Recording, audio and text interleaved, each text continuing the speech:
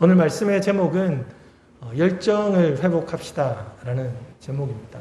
우리가 말씀을 들으시면서 내가 정말 하나님을 향한 열정, 그런 또 영적인 믿음의 열정이 있는지를 한번 살펴보고 또 우리가 다시 한번 하나님을 향한 열정이 회복되는 귀한 시간 될 수 있기를 소망합니다.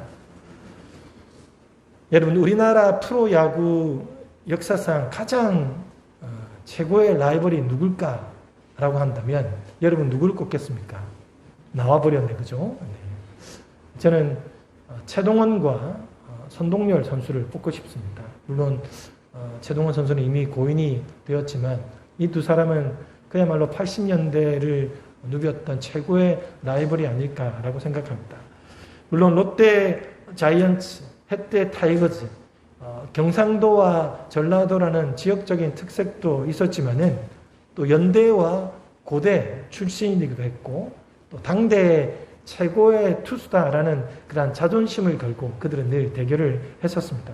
왜냐하면 두 사람은 어릴 적부터 아주 출중한 실력으로 항상 최고의 자리에서 국가대표를 하면서도 늘 최고의 투수라는 그런 소리를 들었기 때문에 그런 자존심이 그들에게 걸려 있었던 겁니다.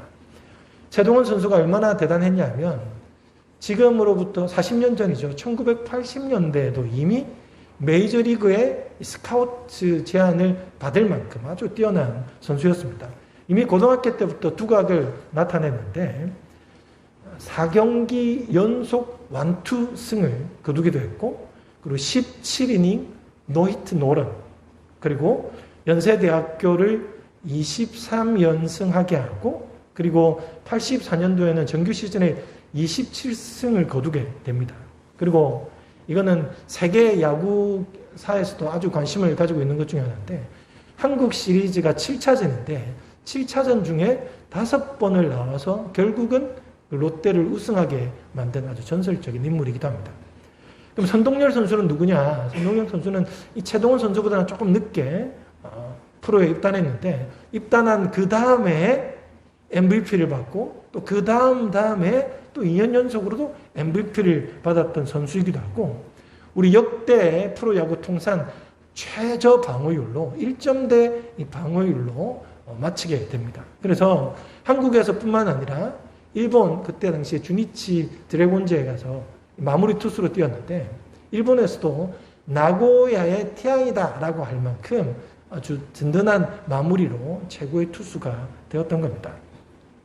그래서 이 두 선수의 마지막 대결을 영화로 만들기도 했습니다. 퍼펙트 게임이라는 그런 영화가 있었는데 실제로 이 두 선수가 마지막 맞붙었던 경기는 무려 5시간을 치르게 됩니다. 그리고 이들은 5시간 동안 15회까지 보통 야구가 9회에 끝납니다. 근데 15회까지 갔지만 결국 2대2로 끝나게 돼요. 그때 선동열 선수가 던졌던 공의 횟수가 232구를 던졌고 최동원은 209구를 던졌습니다. 이게 무슨 말이냐면 지금 보통 최고의 투수들이 공을 던지면 한 100개 정도를 던집니다. 그리고 교체를 해요. 근데 이때 당시에 두 선수가 200구 이상을 던졌다는 것은 그야말로 한 번에 2게임 이상의 어떤 체력이 소모되는 경기를 했던 겁니다. 그럼에도 이 세기의 맞대결이 끝난 후에 두 사람은 이렇게 인터뷰를 했습니다. 최동원 선수가 앞으로 이 프로야구를 이끌어갈 최고의 투수는 선동열입니다. 라고 극찬을 하고 또 선동열 선수는 최동원 선배라는 거대한 목표가 있었기에 여기까지 올 수 있었다라고 그렇게 인터뷰를 했습니다. 그러니까 당대의 최고의 투수들이었지만은 서로가 서로에게 아주 큰 시너지 효과를 내고 있었던 거예요. 그래서 스스로가 더 성장할 수 있는 좋은 자극제가 되었다라는 겁니다. 제가 왜 이런 이야기를 하는가 하면 오늘 우리가 읽었던 이 본문을 보면 고린도 교회와 마게도냐 교회들에 대해서 언급하고 있습니다. 그런데 이 두 교회가 서로에게 아주 좋은 자극제, 선한 영향을 끼치고 있었다라는 겁니다. 그리고 바울은 이 두 교회를 적절하게 자극하고 격려하여서 하나님의 일을 하도록 했던 거죠. 자, 고린도후서 8장을 한번 보시면 제가 한번 읽어보겠습니다. 형제들아, 하나님께서 마게도냐 교회들에게 주신 은혜를 우리가 너희에게 알리노니라고 합니다. 지금 바울이 고린도 후서, 그러니까 고린도 교회에 편지를 쓰고 있는데 마게도냐 교회들에게 있었던 그 일들을 고린도 교회에 내가 알린다라고 말씀하는 거예요. 자, 그들이 어땠느냐? 환난의 많은 시련 가운데서 그들의 넘치는 기쁨과 극심한 가난이 그들의 풍성한 연보를 넘치도록 하게 하였느니라. 내가 증언하노니 그들이 힘대로 할 뿐 아니라 힘에 지나도록 자원하였다라고 합니다. 자, 그러니까 마게도냐 교회들이 모교회인 예루살렘 교회를 돕기 위해서 그들이 재정적으로 후원을 하게 되는데 어렵고 힘든 가운데서도 기꺼이 자원하는 마음으로 이들이 도왔다라고 그렇게 말을 합니다. 자, 그리고 오늘 우리가 읽었던 이 본문은 자, 고린도 교인들에게 또 바울이 뭐라고 하는가 하면 자, 2절에 보면 마게도냐인들에게 아가야에서는 1년 전부터 준비하였다는 것을 자랑하였다라는 겁니다. 마게도냐 교회들에게 아가야, 고린도 교회를 말하는 겁니다. 고린도 교인들이 1년 전부터 준비하였다는 것을 자랑하는 거예요. 자, 뭐냐? 3절, 4절을 보면 이 일에 너희를 위한 우리의 자랑이 헛되지 않고 내가 말한 것 같이 준비하게 하려 함이라. 혹 마게도냐인들이 나와 함께 가서 너희가 준비하지 아니한 것을 보면 너희는 고사하고 우리가 이미 있던 것에 부끄러움을 당할까 두려워하노라 라고 합니다. 자, 지금 바울은 마게도냐 교회들이 환난과 시련과 고난 가운데서도 하나님을 향한 풍성한 연보를 했다라고 고린도 교인들에게 미리 말을 했다는 겁니다. 그리고 고린도 교인들에게는 내가 마게도냐 교인들에게 이미 너희에 대해서 이렇게 자랑을 했다. 그런데 만약에 너희들이 이 일을 제대로 하지 못하면 나나 너희나 부끄러움이 되고 내가 거짓말한 것이 되지 않겠느냐. 그래서 이제 바울은 마게도냐 교인들에게도 그리고 고린도 교인들에게도 서로의 아주 귀한 일들을 해왔다라고 그렇게 알려주고 있다라는 겁니다. 그래서 바울은 지금 두 교회에게 선한 자극을 하고 있는 거예요. 그리고는 내가 지금 사람을 추천하여서 보내니까 이 사람들과 함께 너희들이 1년 전에 이미 시작하였던 하나님을 향한 선교에 열심히 동참해 주시오라고 그렇게 격려하고 있는 겁니다. 이것이 바로 두 교회에게 아주 좋은 자극제가 되었고 또 선한 경쟁, 또 선한 영향력을 끼치게 되었던 겁니다. 여러분, 사람에게 긴장감이 없거나 또 도전되는 것이 없으면 나태해질 수 있습니다. 그래서 스스로에게 끊임없이 도전을 주는 사람이 성장할 수 있는 겁니다. 매기 효과라는 말이 있습니다. 이건 무슨 말이냐면 그 수조 안에 매기라는 고기들의 어떤 천적을 집어넣으면 그 고기들이 매기한테 잡아먹히지 않기 위해서 수족관을 열심히 돌아다닌다는 겁니다.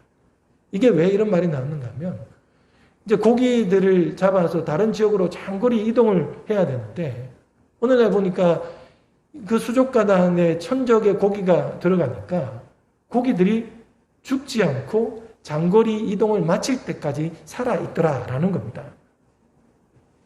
그런데 이것을 물론 생태학적으로는 이것이 좋은 효과다라고는 할 수 없습니다. 왜냐하면 그 좁은 수족관 안에 천적의 고기가 들어오면 그 안에 있는 고기들이 얼마나 스트레스를 받습니까? 그래서 그것은 생태학적인 효과라고 말할 수 없지만은 사회 경제적 이론을 설명하는 데 있어서는 아주 좋은 예가 된다라는 겁니다. 그러니까 강력한 어떤 경쟁자나 포식자가 생기면 기업들은 이것을 자기 발전의 원동력으로 삼는다라는 거예요. 그렇지 않으면 살아남을 수 없기 때문입니다. 예를 들면 우리나라 처음에 인터넷 뱅크가 들어왔을 때 처음에 들어왔던 그 인터넷 그 은행은 그렇게 크게 효과를 누리진 못했습니다만 그다음 이 카카오뱅크가 진출하게 되었을 때는 사실은 기존의 은행들이 상당히 경계심을 가지게 됩니다. 왜냐하면 기존의 고객들을 엄청나게 빨아들이게 되면서 우리가 이렇게 경영을 해서는 안 되겠구나. 정말 소비자들의 입맛에 맞는 어떤 그런 기업으로 바꿔야 되겠구나라고 생각하고 기존의 은행들이 금리를 낮추고 소비자들에게 맞는 어떤 그런 물품들을 많이 내어놓게 되는 그런 기업으로 바뀌게 되었던 겁니다. 그리고 또 하나는 그 스웨덴의 가구업체인 이케아가 한국에 들어온다라고 했을 때 언론에도 보면 이케아라는 큰 공룡이 들어오게 되면 한국의 많은 가구업체들이 망하게 될 것이다 라고 우려가 많았습니다. 그런데 사실은 왜 그런 우려가 있었냐면 이케아라는 이 기업은 일단은 가격이 저렴하고 그리고 소비자들이 선택할 수 있는 폭이 넓고 무엇보다 소비자들이 직접 사서 가지고 가서 집에서 조립할 수 있도록 그렇게 만들어졌기 때문에 많은 사람들이 선호하게 되었던 겁니다. 그러다 보니까 혹 이케아가 들어오면 이 한국에 있는 가구업체들이 다 죽을까 싶었지만은 웬걸 오히려 한국에 있는 가구업체들이 이케아처럼 가격도 낮추고 질도 높이면서 더 경쟁력을 갖추게 되면서 소비자들은 더 폭넓은 선택을 할 수 있는 그런 계기가 주어졌다라는 겁니다. 이것이 바로 어떤 사회 경제적 매기 효과다라고 말하는 겁니다. 경쟁자가 없는 기업은 방만하게 기업을 경영하게 됩니다. 그리고 소비자보다는 기업 위주의 경영을 하기 때문에 적절한 경쟁은 자기 발전을 가져올 수 있는 원동력이 된다라는 겁니다. 자, 그런 의미에서 우리도 교회 안에 있는 영적인 한 가족, 하나님의 지체들에게 선한 자극제가 되어야 한다라는 겁니다. 신앙적으로 서로에게 좋은 아주 선한 영향력을 끼칠 수 있는 그런 존재가 되어야 한다는 겁니다. 자, 그렇다면 여러분 우리는 어떤 모습으로 서로에게 신앙적인 좋은 영향력을 끼칠 수 있을까요? 가장 중요한 것은 바로 하나님을 향한 그 열정으로 서로에게 선한 영향력을 끼칠 수 있어야 하는 겁니다. 왜냐하면 이 감정이라는 것, 행동이라는 것은 분명 주변 사람들에게 영향을 미치게 됩니다. 그래서 한 보고서에 따르면 100명 중에 99명이 긍정적으로 생각하는 사람들 옆에 있고 싶어 하고 또 10명 중에 9명은 자신의 주위에 긍정적인 사람이 있을 때 생산성이 높아진다라는 보고가 있었습니다. 자, 그만큼 사람들은 주변 사람들의 어떤 행동과 감정에 영향을 받는다라는 거죠. 자, 그러면 오늘 고린도 교회에게 편지를 썼던 바울은 과연 어땠을까? 잘 알다시피 사실은 바울은 엄청나게 열정이 있는 사람이었습니다. 그 열정이 주변 사람들에게도 그대로 전달되었던 거죠. 바울은 지금 고린도 교회에게 성교 헌금과 또 구제를 위한 재정적인 확보를 위해 3명의 사람들을 추천해서 보낸 상황입니다. 누구냐? 바로 디도와 그리고 이름 모를 두 형제. 물론 그들은 아마 다 알고 있었을 겁니다. 여기는 이름을 밝히지 않지만 그 두 형제를 추천합니다. 근데 이 사람들의 특징이 뭔지 아십니까? 바로 열정이 넘쳐났던 사람들입니다. 자, 고린도후서 8장 16절과 17절 그리고 22절에 보면 디도에 대한 표현 그리고 또 다른 형제에 대한 묘사가 나옵니다. 너희를 위하여 같은 간절함을 디도의 마음에도 주시는 하나님께 감사하노니 그가 고난을 받고 더욱 간절함으로 차원하여 너희에게 나아갔다라고 이야기합니다. 원래 디도가 좀 간절함이 있는 사람이었는데 디도를 추천하여 너에게 보냈더니 디도가 다 열심을 갖고 나아갔다라는 그런 표현입니다. 자, 그리고 22절을 보면 또 그들과 함께 우리의 한 형제를 보내었노니 우리는 그가 여러 가지 일에 간절한 것을 여러 번 확인하였거니와 이제 그가 너희를 크게 믿음으로 더욱 간절하니라. 자, 디도와 또 다른 형제의 공통점이 뭡니까? 간절함이 많았다라는 겁니다. 근데 이 간절함이 뭐냐? 그 NIV 영어 성경에 보면 이 두 가지를 표현하고 있습니다. enthusiasm이라고 하는 것과 하나는 jealous라는 건데 이것은 한국말로 아주 열정적이다, 아주 열광적이다 라고 표현할 때 enthusiasm이라고 하고 이 jealous라는 표현을 씁니다. 근데 예수님 당시에 많은 유대인들 지파 중에 젤롯 땅이라는 지파들이 있었습니다. 그들은 누구냐면 우리가 지금 로마의 지배를 받고 있는데 우리가 로마의 지배를 그냥 데모만 해서 우리가 막을 수 있겠느냐. 우리도 싸우자.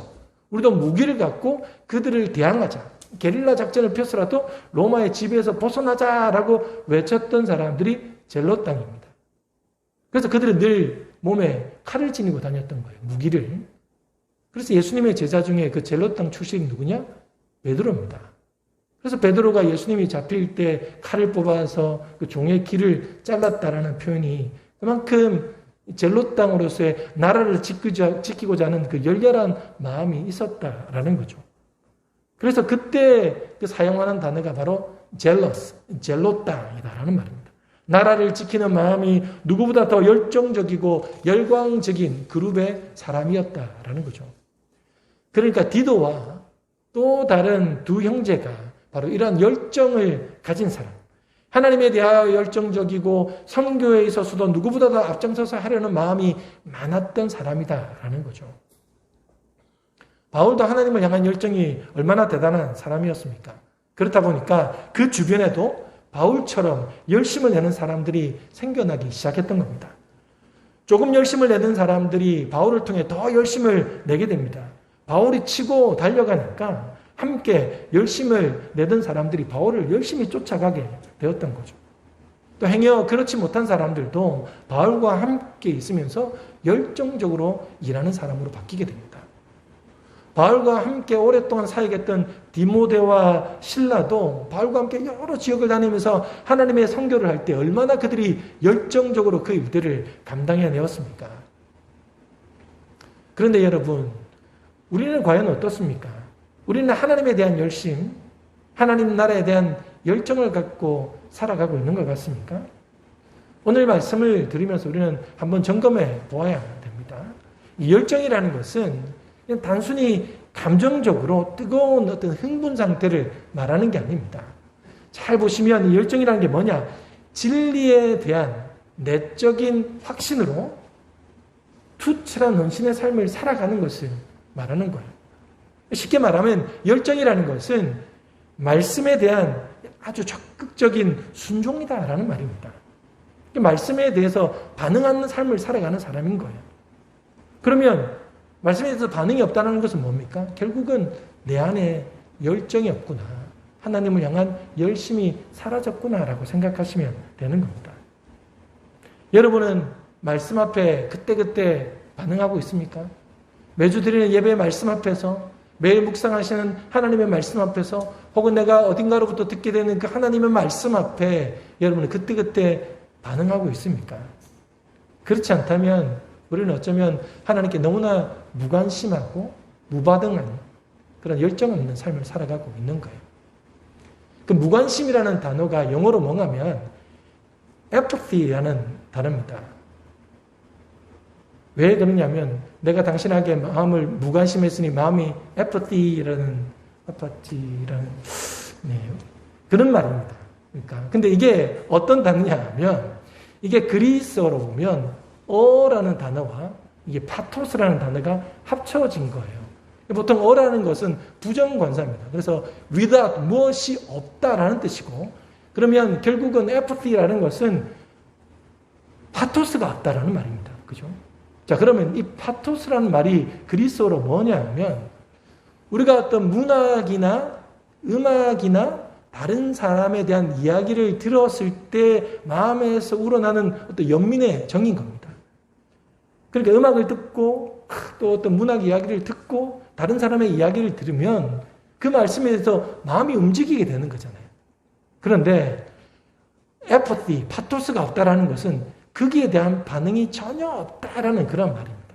그런데 여기 나오는 그리스도의 파토스와 영어의 패션이라는 열정이라는 단어가 똑같은 어원에서 나온 겁니다. 결국은 파토스가 없다라는 것은 열정이 없다라는 것과 똑같다라는 그런 말입니다. 그러므로 열정이 없다는 것은 말씀 앞에 아무런 반응 없는 삶을 살아가는 것을 말합니다. 우리가 신앙적으로 열정이 없다고 했을 때 그것은 바로 말씀 앞에 무반응하고 무관심해 보이는 그런 상태를 말하는 겁니다. 그러면 반대로 열정이 있다는 것은 뭐겠습니까? 결국 하나님께 대해 반응하는 겁니다. 하나님의 말씀에 즉각적으로 반응하는 그 삶이 바로 열정 있는 삶이다라고 말하는 겁니다. 그래서 말씀에 순종할 때 우리는 죄악을 멀리하게 되고 또 죄에 대해서 회개하게 되고 때로는 죄에 대해서 분노하게 되고 주님의 일에 열심을 내게 되는 그런 삶을 살아가게 되는 거죠. 자, 그러면 예수님은 과연 말씀 앞에 죄에 대해서 혹은 어떻게 대응하셨을까요? 요한복음 2장에 보면 예수님께서 성전에서 상을 엎으시는 그런 사건이 있습니다.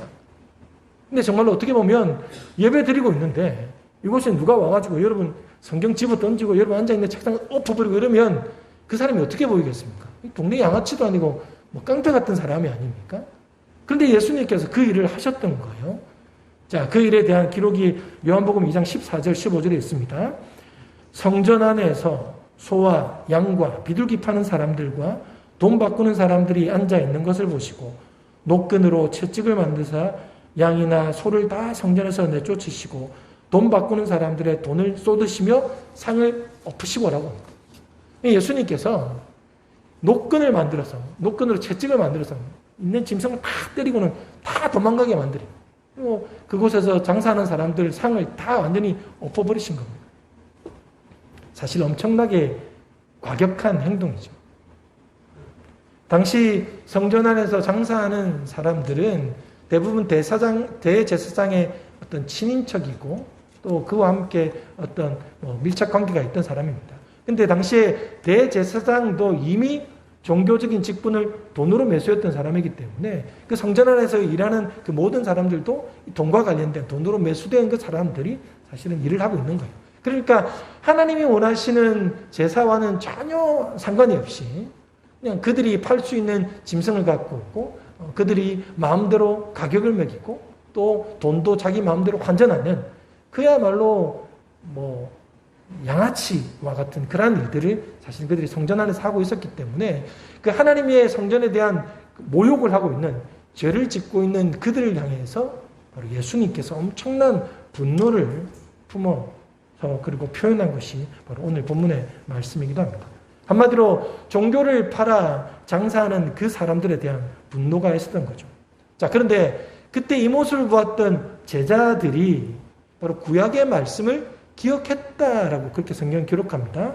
자, 17절 말씀에 보면 제자들이 성경 말씀에 주의 전을 사모하는 열심히 나를 삼키리라 한 것을 기억하더라라고 합니다. 이 세 번역에 보면 이 열심이라는 말을 열정이다라고 그렇게 번역하고 있습니다. 예수님께서 분노하신 이유가 뭡니까? 하나님의 성전을 향한 열정 때문이었다라는 겁니다. 하나님을 향한 열정이 있으니까 성전이 종교팔이로 완전히 타락한 죄에 뒤덮인 그런 모습에 예수님께서 참지 못하셨다라는 겁니다. 이것이 바로 예수님의 열정입니다. 죄에 대해서 반응하고 하나님의 말씀에 반응하는 예수님의 열정이다라는 거죠. 또 하나가 있습니다. 멜 깁슨이 만든 영화 중에 우리가 잘 아는 The Passion of the Christ라는 영화가 있죠. 근데 이 제목을 그대로 번역하면 예수 그리스도의 열정이다라고 그렇게 번역해야 되는데 뭐라고 합니까? 예수 그리스도의 순환이다라고 이야기합니다. 그러니까 이것은 이제 2000년 전에 그리스도가 당하신 그 십자가의 순환을 가리키는 고유 명사로 바뀌어지게 된 겁니다. 자, 그럼 이게 어떤 의미겠습니까? 예수 그리스도가 고난을 당하신 이유가 그가 품었던 뜨거운 열정 때문이라는 겁니다. 우리를 향한 그 사랑이 너무나 넘쳐났기 때문에 그 뜨거운 열정으로 인해 예수 그리스도가 고난을 당했다라는 그런 말이 아니겠습니까? 그 열정이 바로 순환으로 일으켜지는 겁니다. 여러분, 이렇게 열정이라는 것은 죄에 대하여 한 영혼에 대하여 반응하는 것을 말하는 겁니다. 그렇다면 지금 우리의 열정은 어떻습니까? 우리 말씀에 반응하고 어떤 지체의 어떤 죄악에 대해서 반응하고 사회악에 대하여서 우리는 반응하고 있습니까? 자신의 불편과 불이익에는 격하게 반응하면서도 이웃의 아픔과 불순종과 불신앙, 하나님에 대한 게으름에는 열정과 분노가 사라지고 있지는 않습니까? 여러분, 우리 개신교가 어떻게 시작되었는지 아시지 않습니까? 가톨릭의 부정과 부패, 죄악에 저항해서 생겨난 것이 개신교가 아닙니까? 그래서 개신교를 영어로 프로테스탄트라고 합니다. 저항자다라는 말입니다. 그러니까 죄에 저항하고 불순종에 저항하고 말씀에 반응하는 열정으로 생겨난 것이 개신교라는 겁니다. 그러므로 우리는 이러한 열정을 회복해야 합니다. 죄에게 분노할 줄 알아야 합니다. 말씀에 제대로 반응하는 삶을 살아가야 하는 겁니다. 자, 그렇다면 여러분, 우리가 이러한 열정을 회복할 수 있는 길은 과연 뭐겠습니까? 요한계시록 3장에 보면 바로 그 길을 제시하고 있습니다. 예수님께서 마지막 때에 라오디게아 교회에게 경고하셨던 그 말씀, 그리고 그들이 어떻게 하면 이 경고에서 해제될 수 있는지 주셨던 그 말씀에 바로 그 길이 제시되어져 있습니다. 자, 요한계시록 3장 15절과 17절을 제가 세 번역으로 한번 읽어보겠습니다. 나는 내 행위를 안다. 너는 차지도 않고 뜨겁지도 않다. 네가 차든지 뜨겁든지 하면 좋겠다. 네가 이렇게 미지근하여 뜨겁지도 않고 차지도 않으니 나는 너를 내 입에서 뱉어버리겠다. 너는 풍족하여 부족한 것이 조금도 없다고 하지만 실상 너는 네가 비참하고 불쌍하고 가난하고 눈이 멀고 벌거벗은 것을 알지 못한다라고 합니다. 한마디로 열정 없는 그리스도인들, 열정 없이 살아가는 라오디게아 교회에게 주신 예수님의 마지막 경고의 말씀입니다. 그러면서 미지근한 신앙이 아닌 참으로 뜨거운 신앙, 열정적인 신앙의 길을 18절에서 제시하고 있습니다. 우리 같이 한번 읽어보겠습니다. 시작. 내가 너를 권하노니 내게서 불로 연단한 금을 사서 부유하게 하고 흰옷을 사서 입어 벌거벗은 수치를 보이지 않게 하고 안약을 사서 눈에 발라보게 하라. 자, 열정을 회복하는 길이 무엇입니까? 그 첫 번째가 불로 연단된 금을 사서 부유하게 하라라는 겁니다. 자, 성경에서 말하는 이 금이라는 것은 믿음입니다. 그럼 여기서 금을 어떻게 표현합니까? 불로 연단된 금이다라는 거죠. 자, 순금을 얻기 위해서는 아주 뜨거운 용광로 같은 뜨거운 불을 가열합니다. 그죠? 그러면 이 불순물들은 뜨고 금은 가라앉습니다. 그죠? 그러면 이제 그 불순물들을 부어내버리면 순금을 얻게 되는 겁니다. 그러니까 여기서 불로 연단된 금이라는 것은 순도 100%의 금처럼 온전한 그런 믿음을 말하는 겁니다. 그 온전한 믿음이 뭡니까? 하나님에 대한 믿음이 아닙니까? 불로 연단되었다는 것은 때로는 환난과 시련과 고난으로 비유됩니다. 그러면 그런 고난과 환난과 시련 앞에서도 하나님에 대한 변함없는 그 믿음이 바로 열정을 회복하는 길이다라는 겁니다. 내가 힘들고 어렵고 환난이 있을 때 하나님 왜 그러십니까? 라고 불평하고 부정하는 그런 신앙이 아니라 말씀에 기록된 대로 어떤 상황 가운데서도 하나님께서는 우리를 선한 길로 인도하여 주실 것이다라는 그 하나님에 대한 변함없는 그 믿음이 바로 우리의 열정을 회복하는 길이다라는 겁니다. 그렇지 않습니까? 우리가 환경이 바뀌어도 또는 내가 잘 살지 못한다 하더라도 하나님은 변함이 없으신 분입니다. 그 하나님에 대한 그 믿음이 우리의 열정을 회복케 한다라는 겁니다. 자, 그럼 두 번째 우리의 열정을 회복하는 길은 뭐냐면 흰 옷을 사서 입어 벌거벗은 수치를 보이지 않게 하라라는 겁니다. 여기서 흰 옷이라는 것은 깨끗한 성결을 의미하기도 하고 또 예수님께서 우리에게 흰 옷을 입혀주시는 그야말로 칭이다라고 보시면 되겠습니다. 그래서 계시록 19장 8절에 보면 세마포 옷은 성도들의 옳은 행실이다라고 이야기합니다. 흰 옷을 입으라라는 것은 세상과 구별된 삶을 살아가라. 그러면 예수님께서 우리를 하나님의 자녀로 그리스도인으로 칭해 주실 것이다. 의롭다라고 옷을 입혀 주실 것이다라는 그런 말씀입니다.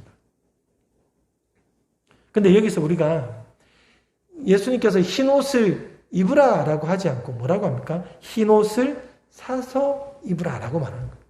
이건 무슨 말인가 하면 우리가 세상에서 구별된 행위, 정말 분별된 삶을 살아갈 때는 옷을 사는 어떤 대가가 지불될 거다라는 겁니다. 그렇지 않습니까? 우리가 세상과 다른 삶을 살아야 되는데 그곳에서 구별된 삶을 살아가는데 희생과 헌신이 따르지 않을 수 있겠습니까? 당연히 우리에게 손해가 있을 수 있죠. 그렇기 때문에 흰 옷을 사서 입으라라고 말하고 있는 겁니다. 그렇게 우리가 세상에 대해서는 손해를 감수하며 가난해지고 하나님께 대하여 부유해 가는 것이 구별된 삶을 살아가는 것이 바로 열정을 회복하는 길이다라고 말씀합니다. 자, 마지막으로 우리가 하나님을 향한 열정을 회복하는 길은 뭐냐면 안약을 사서 눈에 발라 보는 겁니다. 이것은 무슨 말이냐면 새로운 눈을 뜨라 하는 겁니다. 영적인 눈을 떠서 영원한 세계를 바라보아야 한다라는 그런 말입니다. 여러분, 우리는 이 세상을 위해 사는 사람들이 아니지 않습니까? 우리가 정말 예수님을 믿고 하나님을 믿고 천국 간다라고 했을 때는 우리는 그 하나님 나라, 영원한 하늘나라를 소망하며 사는 사람이 아닙니까? 우리가 눈에 안약을 바른다는 것은 바로 이 세상을 위해 사는 사람이 아닌 눈에 보이지 않지만 영원한 하나님 나라를 향해 살아가는 사람임을 깨닫는 거라는 겁니다. 우리가 그것을 깨닫게 되면 우리의 삶이 바뀔 수밖에 없지 않습니까? 왜? 영원한 삶의 문턱 앞에 우리는 예수 그리스도 하나님의 심판을 받을 것이기 때문에 그 심판을 받을 것임을 안다면 우리가 어떻게 살아가겠습니까? 당연히 지금과 다른 삶을 살아가게 될 것이다 라는 겁니다. 그래서 하늘나라의 보화를 쌓는 삶을 살 수밖에 없는 겁니다. 그런데 여러분, 여기에 한 가지 전제가 있습니다. 불로 연단한 금을 사고 흰 옷을 사서 입고 안약을 사는 것을 누구에게서 해야 하냐라는 겁니다. 성경은 뭐라고 되어 있습니까? 모두 나에게서 사라. 누굽니까? 예수님에게서 사야 한다라는 말입니다. 다시 말하면 이 모든 것은 예수님으로부터 주어진다라는 거예요. 예수님 안에서 열정이 회복될 수 있다라는 겁니다. 그러므로 우리가 예수님에게로 나아가야만 한다라는 거죠. 그래야만 불로 연단된 금을 주시고 흰옷을 입혀주시고 안약을 주신다라는 겁니다. 여러분, 초반부에 열정이란 단어가 영어로 enthusiasm이라고 했습니다. 그런데 이것을 이 그리스어로 표현하면 엔데오스라는 말입니다. 근데 엔데오스가 어떤 말이냐? 엔이라는 것은 영어로 in, 안에 있다라는 겁니다. 데오스는 하나님입니다. 그럼 인데오스가 뭡니까? 하나님 안에 있는 거다라는 거예요. 이게 무슨 말입니까? 열정이라는 것은 바로 하나님 안에 예수 그리스도 안에 있을 때 열정이 주어지는 것이다 라는 말씀입니다. 그러니까 예수님에게서 이 모든 것을 사야 한다라는 말이 맞는 거예요. 예수님 안에 그것이 다 있다라는 거죠. 그래서 요한계시록 3장에 보면 그 라오디게아 교회에게 주시는 결론의 말씀, 열정을 회복하는 결론의 말씀을 이렇게 주고 있습니다. 물은 내가 사랑하는 자를 책망하여 징계하노니 그러므로 네가 열심을 내라, 회개하라. 볼지어다 내가 문 밖에 서서 두드리노니 누구든지 내 음성을 듣고 문을 열면 내가 그에게로 들어가 그와 더불어 먹고 그는 나와 더불어 먹으리라라고 말씀합니다. 우리가 회개하고 예수님 안에 거할 때 믿음이 회복되고 열정이 회복되는 것입니다. 예수님과 충분히 교제하고 가까이 하면 우리 신앙의 열정의 어떤 지위와 회복이 있게 될 것이다 라고 말씀하고 있는 겁니다. 불로 연단된 금을 사는 것, 흰 옷을 사는 것, 안약을 사는 것 다 예수님 안에 있다라는 겁니다. 그러니 여러분, 미지근한 신앙으로 살아가시겠습니까? 그래서 하나님께서 뱉어버리시는 그런 사람이 되어야겠습니까? 아니면 정말 열정이 회복된 신앙으로 살아가시겠습니까? 예수님 안에서 열정이 회복될 수 있기를 간절히 소망합니다. 그러므로 우리의 삶을 회개하고 주님께 더 가까이 나아갈 수 있기를 바랍니다. 우리가 주님과 더불어 먹고 교제함으로 인해 하나님을 향한 열정이 회복되고 또 주변 사람들에게도 이 귀한 열정을 전염시키는 삶을 살아갈 수 있는 저와 여러분 되기를 주님의 이름으로 축원합니다.